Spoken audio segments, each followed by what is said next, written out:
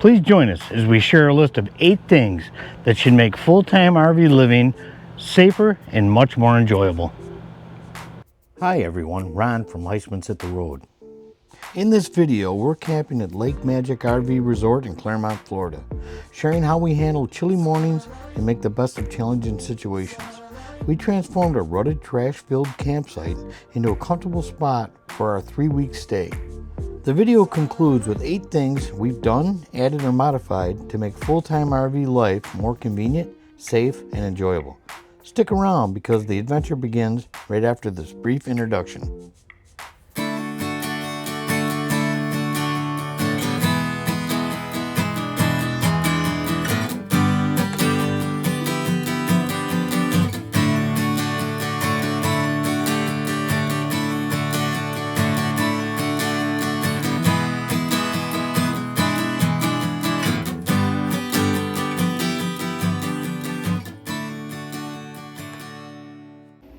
I'm going to go up on the roof and move the Starlink from the back air conditioner to the front air conditioner.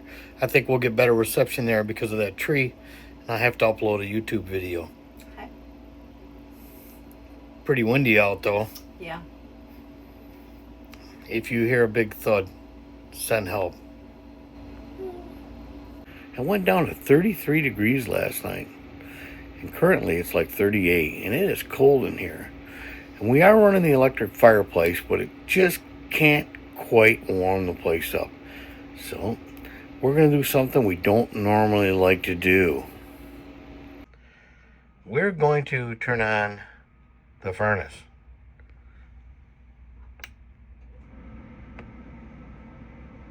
Get it warmed up in here, and then the fireplace should be able to handle it from there. We love the electric fireplace. For one, when you're camping in a campground, typically the electricity that you use is included in the campsite fee. Another thing is, it's clean and it's quiet. I've been called a cheapskate and a penny pincher. But why spend it if you don't have to? This morning we're going to spend it. We're in Encore Lake Magic in Clermont. Right down the road from TTO, really close. But I want to show you. This is our first time here. I mean, Lake Magic sounds really good, right? Lake Magic.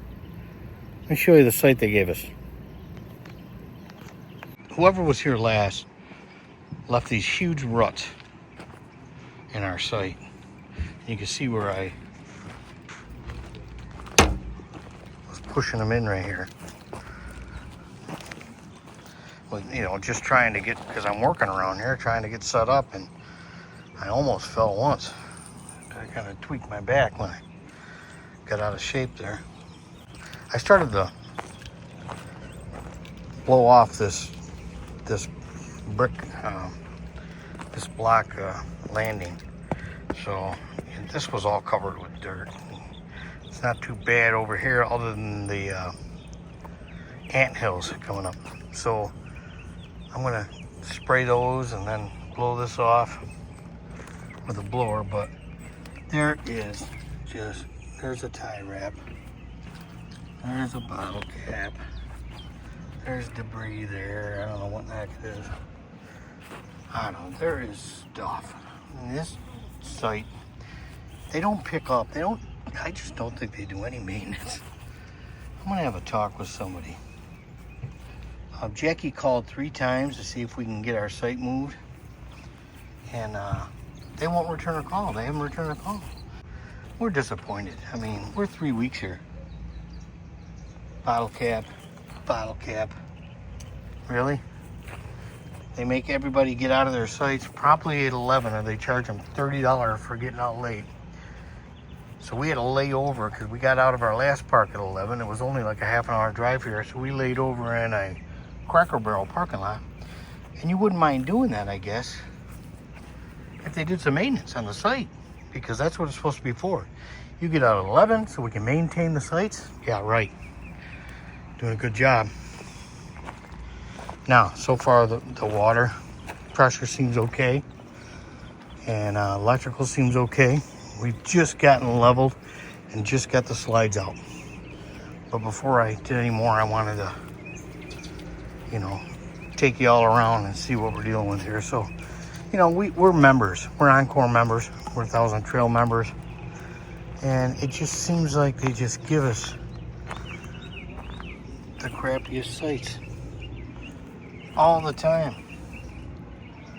Now, when Jackie went in to get the site set up, you know, they already picked the site, but went in to check in. They said, "Oh, you're in a site right next to the pickleball courts." It's true. There's pickleball courts, and the pool's over there. I get it, right? And the other good thing is, you know, nobody's going to be back here in our space. We got all this space back here. Oliver would have loved it, but you know, Oliver's no longer with us. Initially, Jackie was very disappointed with the condition of our site at Lake Magic.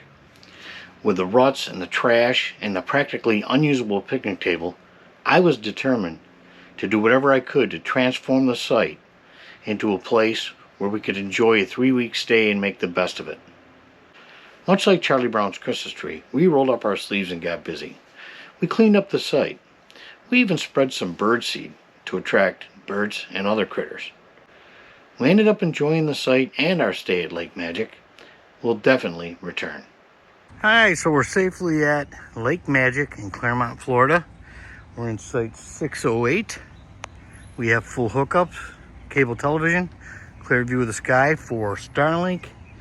We've got the pickleball courts right out there. And then the pool and clubhouse is right over there. Lots of room here.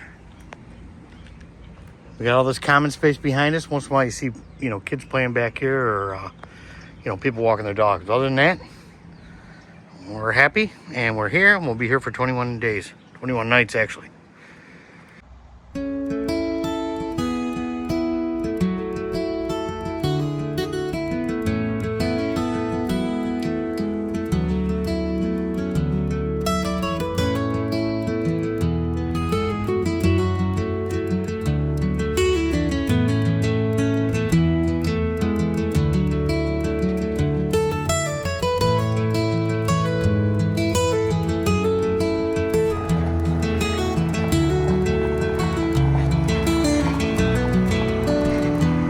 Yay!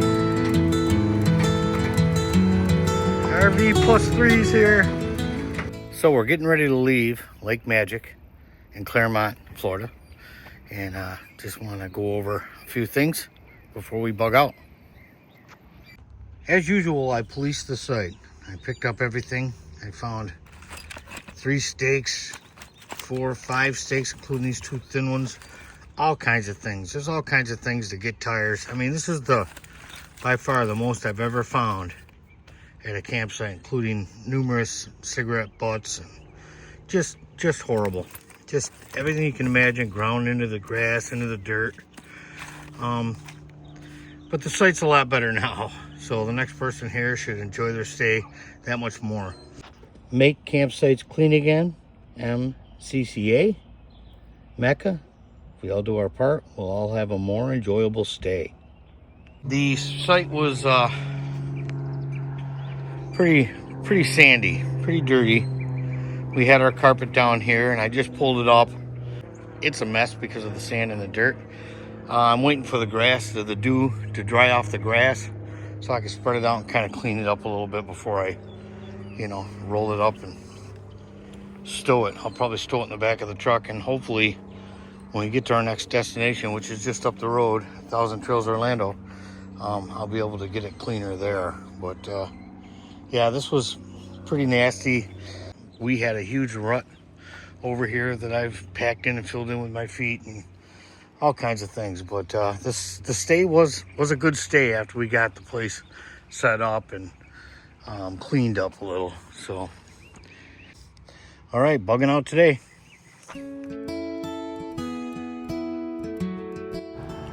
I have a 5-flag holder for mini flags like we have here up on the pin box, and at first I would mount that with some magnets, but if the wind blew and the rain came once in a while, unfortunately the flags ended up on the ground. So what I did was ended up just drilling it and putting it in there with rivets, so it's permanent there. It's not in the way at all, And I think it looks good, these 5 flags on the front of the rig. That's how we display those flags. That's one thing we do. Another little hack, if you want to call it, a little customization for convenience, is this little phone button, pop-up phone button I put on the, you know, the level control door, which after you unlock it, sometimes it'll blow shut and you have to pick it open with your fingernail. But this gives you a nice little handle that pops back out of the way. And as you all know, you can get those at any Walmart or about anywhere. Another thing of convenience that I do is I use 2 Y connectors at the water connection. And I also use 2 save-a-drop meters, so I know how much water is passing, okay? This one here, this one goes to the drinking water. So I put my save-a-drop drinking water. I used to put a filter here, but now we have a 3-stage filter underneath. And that goes directly to the inlet to the camper, okay? And then we come off here, we come off that with another Y connector to this part of the Y. Have another save-a-drop, and that hose goes to my black tank flush, so I leave it hooked up. And this hose here is just a fill hose if I want to fill a bucket or something like that. And if I wanted to connect a water hose to wash the rig or wash the truck, I will connect it here. I'll disconnect this and connect it here. I always keep this one closed when I'm not using it and this one open, okay? So if this somehow gets bumped, the water will go out here and it'll just discharge here harmlessly rather than to go into my black tank when I don't know what's going in. That could cause an overflow. So I leave the bottom one closed, this one's closed, this one's open as a safety, and this one's closed. So there's really no way, unless somebody is playing around with me, that I could overflow that black tank when I don't know what's being done. So that won't happen on accident, hopefully. One thing I forgot to mention, the reason we use a save-a-drop meter on the tank flush is so you don't overflow it. So when I'm flushing that tank, I'll close the discharge valve to the tank and I'll flush water directly into it after it's empty. And I'll meter how much, and I'll also set a timer. So usually the timer is no more than 5 minutes. I try not to put more than 25 or 30 gallons in, okay? And I'm very strict about that because one thing you don't want to do, people, is overflow that black tank into the camper, okay? Save-a-drop meters, they're great. So as many people do, we have a Valterra valve on our black or on our sewer discharge here that we keep closed, that I keep closed. We keep it closed whenever we're not draining the sewer. So if something should accidentally leak by up top, this will catch it, okay? And that's good because if you don't have that Valterra valve and you have your cap over the end, you're not hooked up, you put your cap over the sewer discharge. Well, if one of the other valves is leaking on a tank, right, what's going to happen when you pull that cap off? So you're going to have leakage of whatever came out of those tanks past the valves and that's stuck behind that cap, right?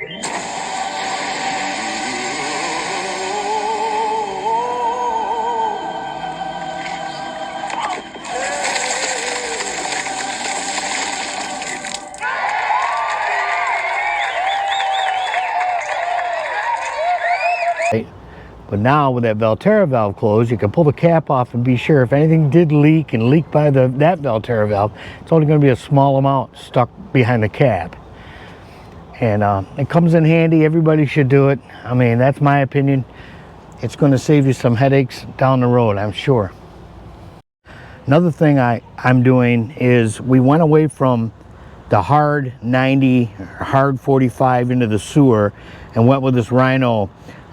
It's a soft, like it's a rubber grommet that seals it really good. I'll show you.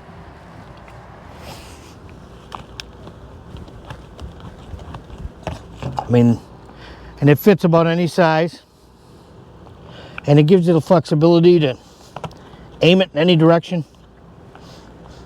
And there's no leaks. No leaks whatsoever. Love it.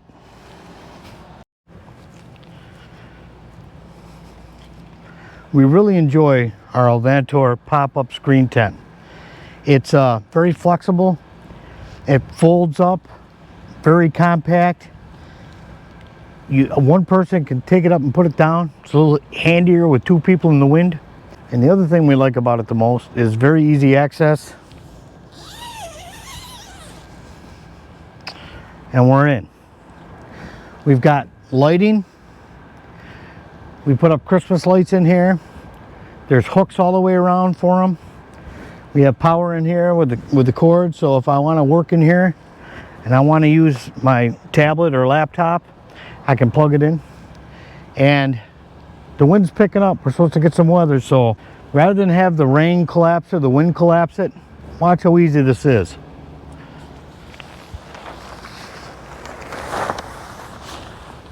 And it'll stay there until I come out and pop it back up. That's how simple that is.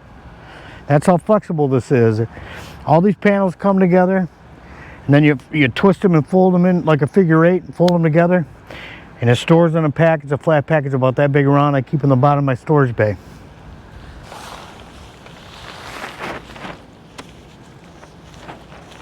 That's simple.